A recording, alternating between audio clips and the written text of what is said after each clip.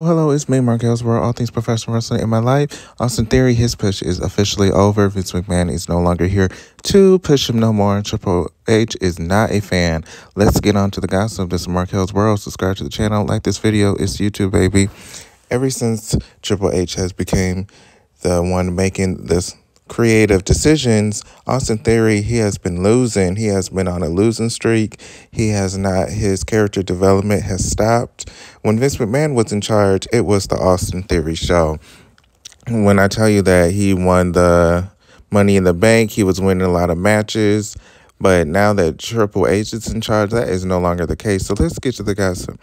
I knew that he was not going to become the Universal Champion. Let's just get that clear. We all knew that he wasn't going to beat Roman Reigns for the title. There was a lot of opportunities where he could have came in and beat him, but that didn't happen, especially with that Brock Lesnar and that Roman Reigns last man standing match. He could have came in there. They could have wrote a script for him to come in there to steal the title and win, but they didn't make that happen. Triple H clearly, this again is gossip, he clearly doesn't like Austin Theory because ever since he became part of creative decisions, Austin Theory has been losing. And we saw last night, if you didn't watch Monday Night Raw, that he lost the Money in the Bank briefcase when he tried to cash in with Seth Rollins. Seth Rollins ends up winning. And the whole Bobby Lashley, let's not get started on that.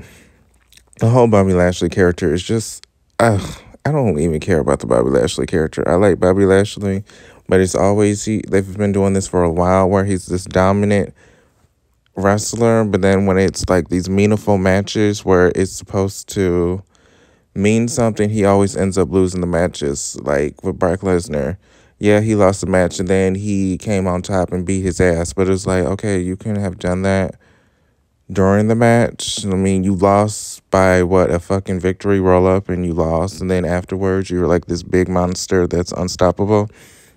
That's just what I hate about Bobby Lashley's character, is that he's always like this strong monster, but then like when it means something, he all of a sudden he's retarded. I mean, like, he could have beat Seth Rollins for the title yesterday, but he was like so retarded and like wouldn't even let the match begin.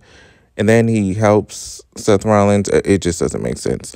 But Austin Theory, maybe he's going to have a feud with Johnny, but I don't want to see that one-sided feud. We already know that Triple H is not going to book Austin to beat Johnny, in the feud. It's always going to be Johnny is going to come up on top if they were to feud.